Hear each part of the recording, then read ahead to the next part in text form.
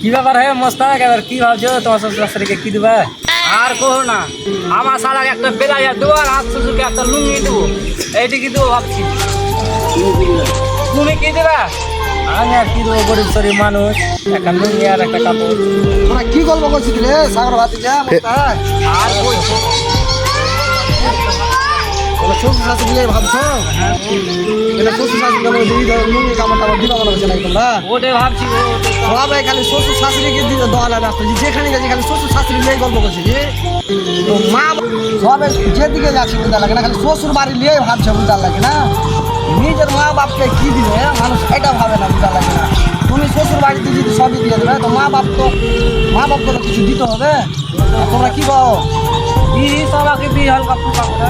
সবাইকে দিছো? হ্যাঁ। তো কই একবার তো মা বাপের গল্প করে না, দুজনে যতক্ষণ দেয় বসে আছে খালি শ্বশুর শাশুড়ি, শ্বশুর সব শাশুড়ি। যা সবটা বলা যাবে না গো।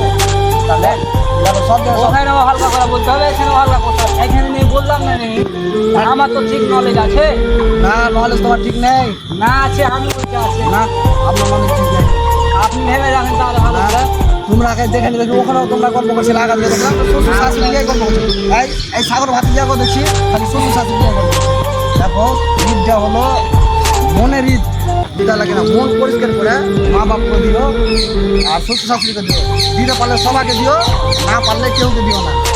বুঝতে পারলে তো? দেখা যাক 17 তারিখে ঈদ আছে। দেখা যায় যে তুই কিছু জমে টমে হয়তো দিয়ে দেবো, কম বেশি করে চেঞ্জে নেবো। হয়ে যাবে? এটা ইনশাআল্লাহ মনে করছো? এটাই করিও, দিলে সবাইকে দিও, না হলে কেউকে দিও না। বুঝতে লাগে না?